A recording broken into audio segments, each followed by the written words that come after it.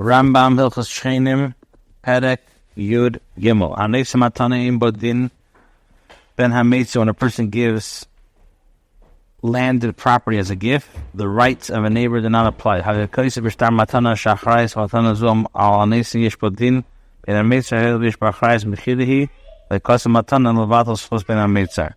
When the deed recorded a gift states the gift accepts financial responsibility for the gift, the rights of the neighbor do apply. Since he did mention financial responsibility, it's obvious that the transfer was a sale.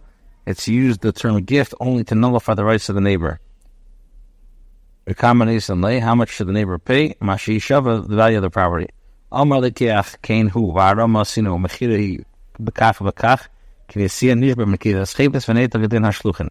If the purchaser admits that it was a trick over here, saying we tried to perpetuate to make deception, it was a sale and this is the price I paid for, he must support his claim by taking an oath using a sacred article.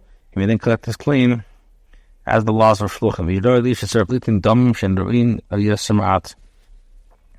appears to me that the purchaser must claim only a price that is appropriate for the property, slightly more. If, however, he claims to have paid 200 zuz for a property worth 200, his word is not accepted. If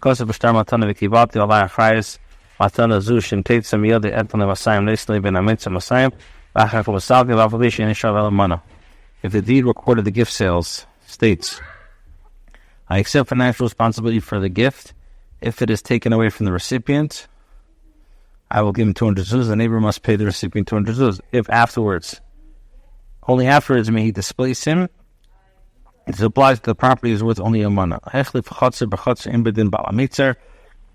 When a person exchanges a courier for another courier, a neighbor does not give him the right of Meitzar, Metzra. When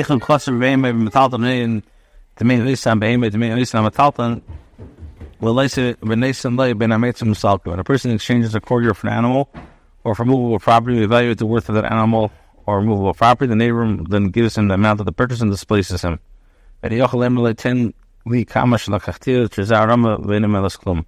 The purchaser cannot tell a neighbor, give me an article like the one I used for the purchase, for this is a harama. It's not reckoned with at all.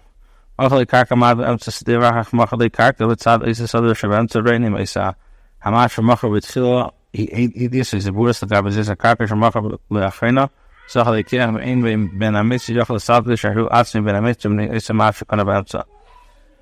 person sells a friend a small portion of land in the midst of the field. When he sells him a larger land next to the field, we evaluate the property. If the small portion that he sold him is of greater or lesser value than the portion of the land he sold afterwards, the purchaser acquires the desired land and the neighbor cannot displace him.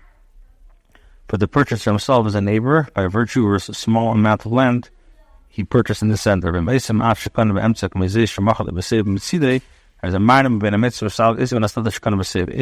small portion of the land is in the center of the same value as the portion of the side, this is an act of harama, and the neighbor is entitled to displace the purchaser from the second portion of this field that he bought. Al Tanai, Meshis, Mecher, Meshis, Lakia, Ein Balamitz, Yachasaka, Chiskaim Batanaim, Viska, Lakia, Bakaka, Tishar, Ilo, Cloud, Waka, Hesala. When a person sells a property within the context of a conditional agreement, whether the condition was stipulated by the seller or the purchaser, a neighbor cannot displace the purchaser until the conditions are met, and the purchaser acquires the property entirely without the original owner retaining any connection. Only then may the neighbor displace him. When the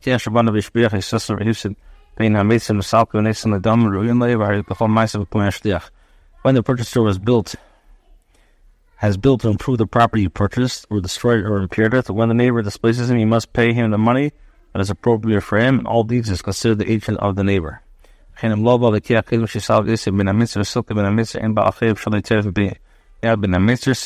the purchaser took a loan for the neighbor, displaced him, and the neighbor displaced afterwards, the creditor may not take the property from the neighbor. So, there's a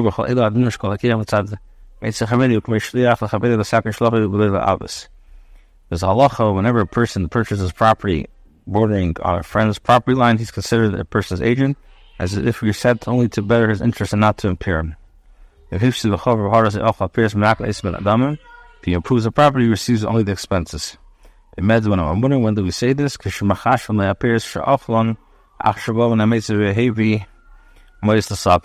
When do we say this? What he partook of the produce after the neighbor came and brought him to displace him. Aval. This does not aval. Now, this does not apply with regards to produce on which he partook before that time.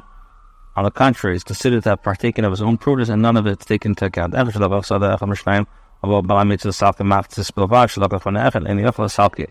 a person purchases a field with two owners and a neighbor comes and desires to place him only from the portion of the property that he purchased from one, he is not given that right. He must either displace him from the entire property or leave him with the entire property. When a person sells a property to two people, a neighbor has the right either to displace them both or to displace one and leave the other. When a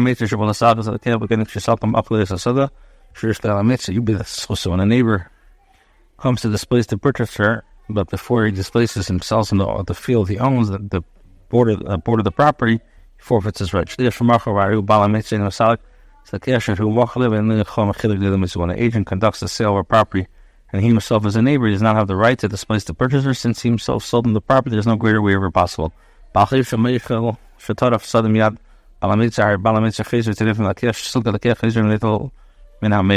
of the seller takes the field from the neighbor should collect this due to the purchaser. When he displays the purchaser, in turn should collect it due to the seller. Whenever a creditor takes property as payment from outstanding debt, a neighbor has the right to displace him. A person taking the property should not have greater right than the one who purchased it. If at any later date the original owner desires to pay back the money that he owns, the owner the field will revert to him. She's a barbim kemi. Bein hametzer. Rira beis shulei. The Sabbath Sadakech, Ayito Le Chelki Mashar Bal Amitzer. Bal Shaisa Ishte Ben Amitzer is a Masagas Sadakech, Konifs Ishte Bishus Shabazesh, Slush Tavali of this was too late. When a man's wife owns property, the borders of a property that is being sold, the husband has the right to displace his purchaser. For all the wife's properties in the domain, and he has the right to exercise every privilege that he has. I feel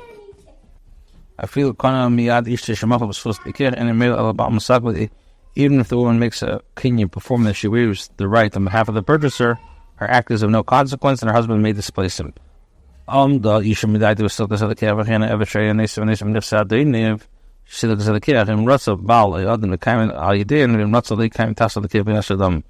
the wife took the initiative and displaced the purchaser, or a servant who carried out a business affair on behalf of his master displaced the purchaser, the husband of the master acquiesces to the displacement and confirms the deed.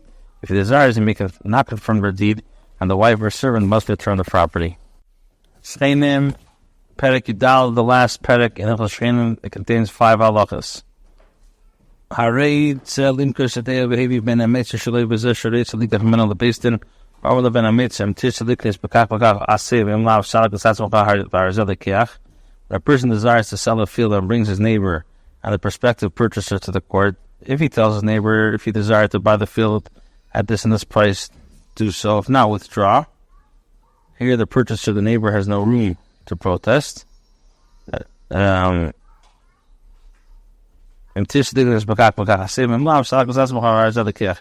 must either bring money immediately and purchase the field or waive his privilege. If he says, I will work to raise money, he is not listened to. If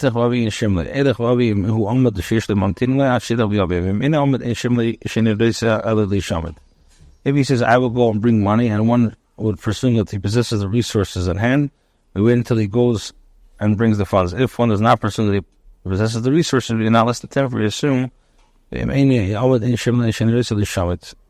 just wants to delay.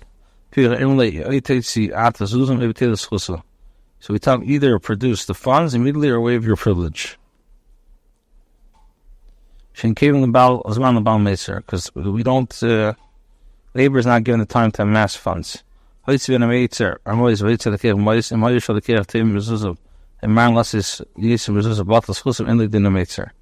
When the neighbor and the prospective purchaser produce money, and the coins produced the purchaser are better or more likely to be accepted than the produced to the neighbor, halacha is the neighbor is not given the privilege. Property may be sold without as his being given the right to displace the purchaser.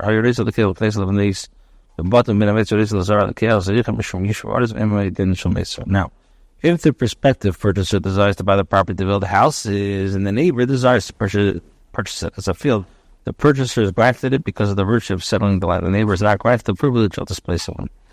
Purchaser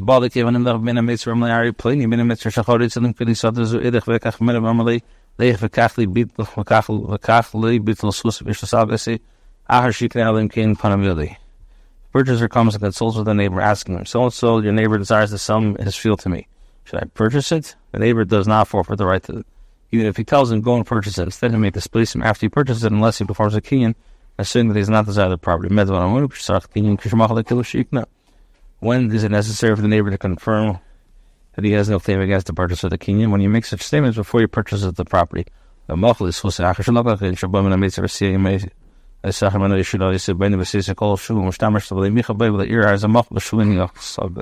however, he waives his right after the purchase his property.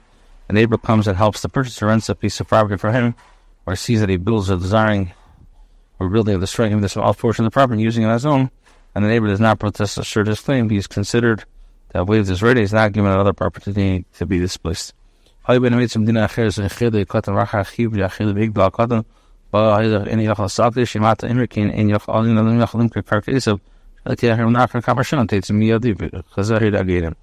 a neighbor was in another country, sick or below the age of maturity, and afterwards he recuperated, came of age, or returned from his journey, he does not have the right to displace the purchaser.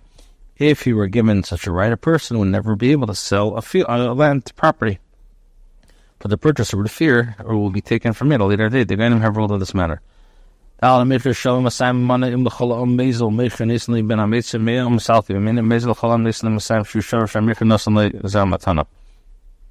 a person sells property that's worth 200 zuz for a month, if the seller were to discount the price for everyone, the neighbor is required to pay the purchaser only 100 zuz before he displaces him. The seller will not discount the price for anyone, and the neighbor must pay the purchaser the 200 zuz that the property is worth. For it is that the seller gave the purchaser a gift. If a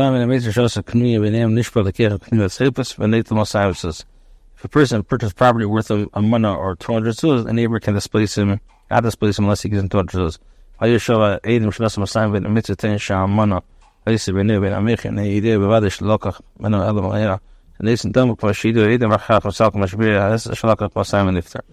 if there were witnesses that the purchaser gave 200 zuz, but the neighbor claims that he was in an agreement between him and the seller, and he definitely knows that in truth the seller took only 100 zuz from him, and so the neighbor must pay the amount of money that witness stated. Afterwards, he may displace the purchaser and require and take a shvuz that he purchased the property of 200 zuz, and after an oath, he's under the obligation. Now,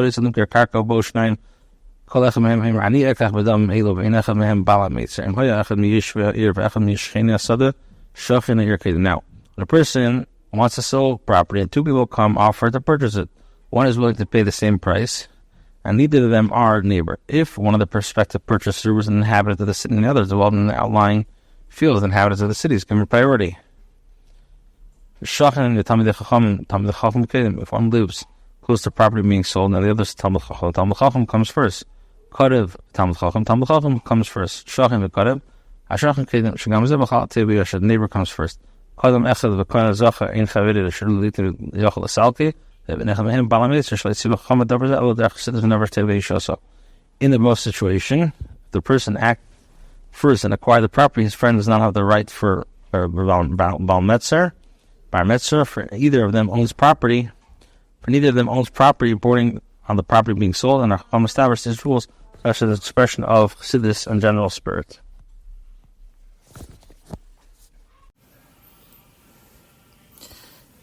Hilchos Shechenim Shutfin Inyan Elu Halachis later than Shluchim Shel Adam Shutfei Mishpatim B'Mikchan and Mikoram B'Fsedin Uschoran.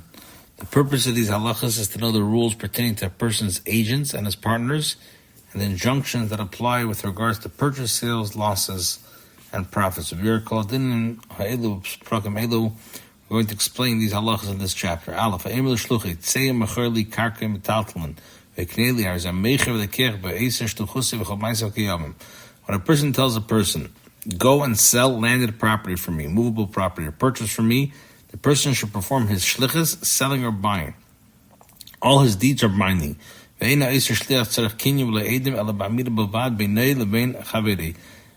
shliach is not necessary for him to make a kinyan or make the appointment observed by witnesses. Instead, the statement he makes to his friend is sufficient. Witnesses are necessary only to reveal what transpired if one of the two denies the matter, as in the case with regards to other claims. When a shliach intentionally violates the instructions of the mishaleach, his deeds is of no consequence.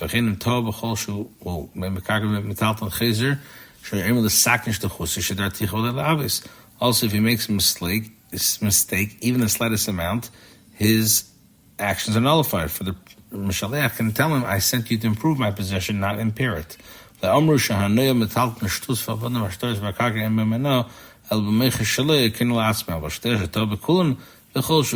principle that with regards to property, the laws of Ino do not apply unless one pays a sixth or more than the proper price for an article, and that these halachos do not apply at all with regards to the sale of servants.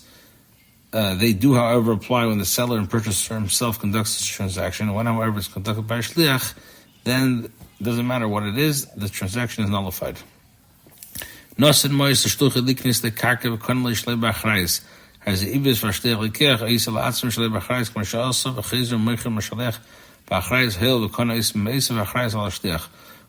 gives money to the shliach to purchase a karka for him, and the shliach purchases it for him without requiring the seller to accept financial responsibility if it's taken away from the purchaser, it's considered to have damaged the principal position.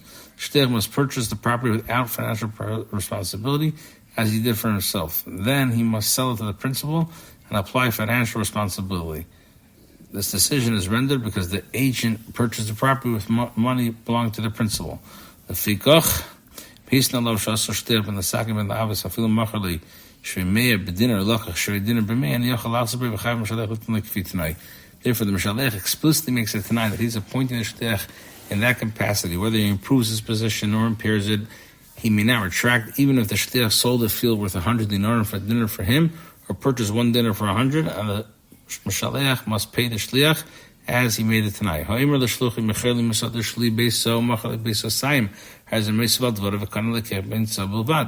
person tells the shliach, sell a portion of my field large enough to sow a sow, and he sells a portion large enough to sow two sow, the shliach is considered to have added the principal's instructions, and the purchaser acquires only an area large enough for one sow.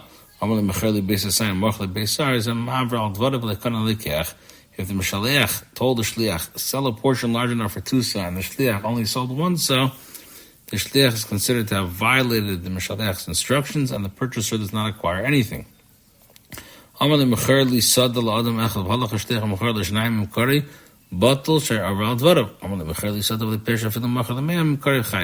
the mishaleach told the shliach, sell my field to one person for me, and the shliach sold it to two people, the sale is nullified, and he violated the principal's instructions.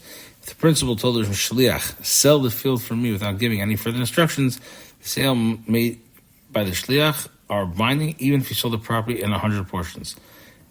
When a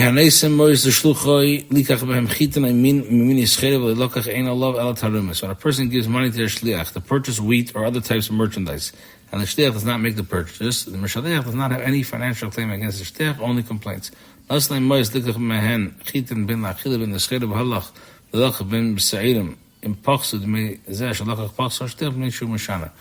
shliach, and the mishaleach gives the shliach money to purchase wheat, whether to eat or to use as merchandise, and the shliach purchases barley, if the price of the barley that he purchased becomes less than the price of the wheat, the shliach must pay the loss. Why? Because he deviated from the instructions that it was given. The price of the barley increases more than the price of the wheat. The profits belong to the owner of the money. The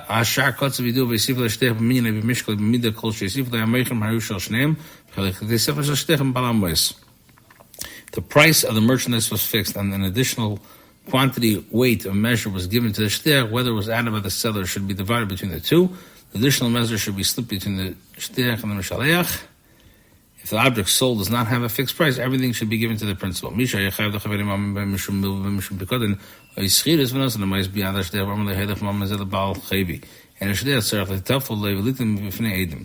when a person owes a friend money, whether because of a debt, an entrusted article or wage, and he gave money to shliach and told him, bring this money to my creditor, the shliach is not required to take special care of the matter and pay the creditor in the presence of the witnesses.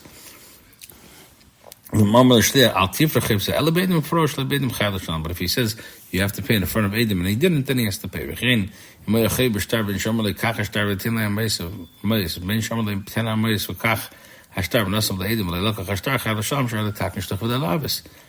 If the chayv was recorded in a note and the shliach paid the chayv outside the presence of the witnesses and did not take the note, shliach is chayav, should the creditor demand payment for the debt again.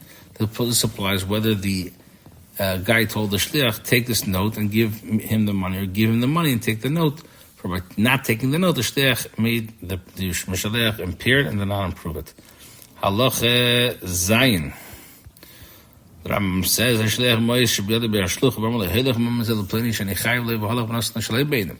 person sends money that he possesses with the shliach, saying, bring this money to so-and-so because I owe it to him. And the shliach went and gave it to the guy, gave the money outside the presence of the witnesses. If the shliach said, I paid, and the guy says, the worker says, I did not receive it, and the three are standing together, it's like this. The following course of action should be taken. The shliach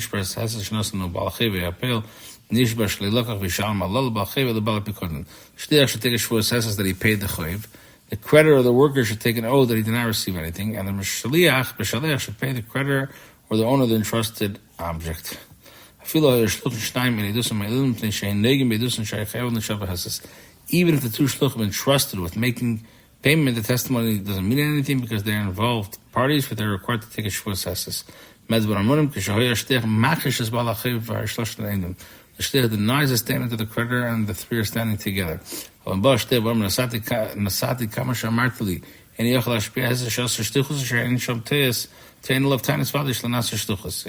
however, the shliach comes to the principal and tells him, I paid your creditor as you instructed me, the principal may not require him to take an oath, and he performed the mission. But there's no one who issues a definite claim that did not perform his mission. The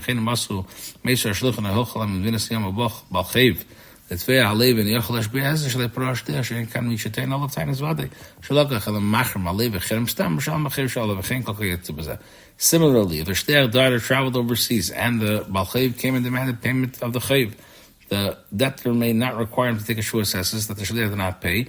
There is no one who issues a definite claim that received the money. Instead, the balchayv should make a band of issued against anyone who demands payment the second time. Afterwards, he has to pay the chayv.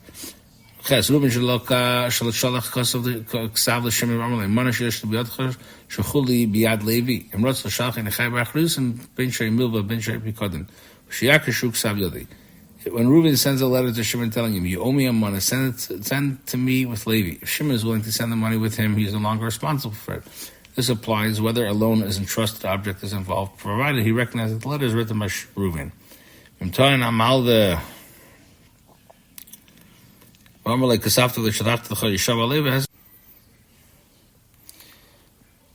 test. Levi Shabbat B'Shtichus Reuven Melokach Chamishim Shimon Bar Reuven Amalei Shalach Tzedikah Chalaser V'Esem Bavad Hevi Reuven Nishbar Shleishloch Olavi L'Esem V'Esem Bavad Hevi L'Kedin Kol Medim Mitzvahs Levi Nishbar Heses Shechamishim Shenasati L'Reuven Mishalom Shimon Besi V'Echayev L'Reuven.